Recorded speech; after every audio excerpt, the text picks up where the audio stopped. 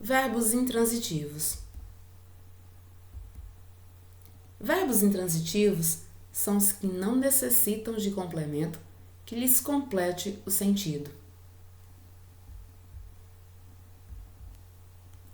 São verbos de conteúdo significativo, que por terem sentido completo, não reclamam um complemento, ou seja, eles não precisam de um objeto direto ou um objeto indireto.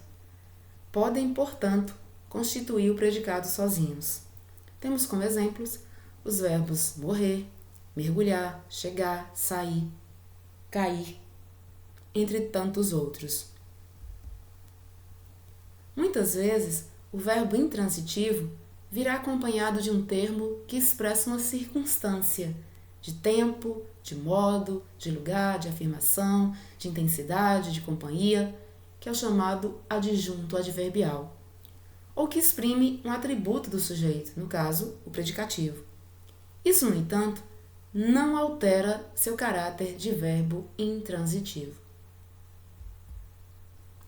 Vamos aos exemplos. O sol despontou. O que despontou? O sol. O sol é o sujeito simples. O predicado verbal, despontou. Mas despontou é classificado como verbo intransitivo. Ele não necessita de complemento. As folhas caem. O que cai? As folhas. As folhas é o sujeito simples. O predicado verbal, caem. E caem também é um verbo intransitivo. O menino chora. Quem chora? O menino. O menino é um exemplo de sujeito simples. Chora é o predicado verbal e também o verbo intransitivo, porque não necessita de complemento. Carlos e Eduardo trabalham bastante. Quem trabalha bastante? Carlos e Eduardo. Temos o caso agora de um sujeito composto. Trabalham bastante é o predicado verbal, porque trabalham é um verbo que indica ação. Trabalham, verbo intransitivo, porque ele não necessita de complemento. Mas neste exemplo, temos a palavra bastante.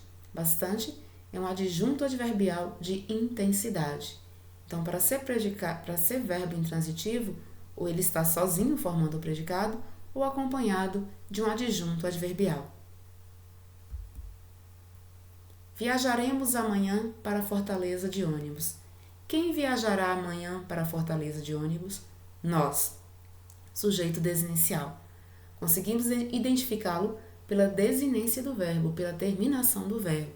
Então, toda a oração terá a função de predicado verbal. Viajaremos aí é um verbo intransitivo. Ele não necessita de complemento. Ele veio apenas acompanhado dos adjuntos adverbiais.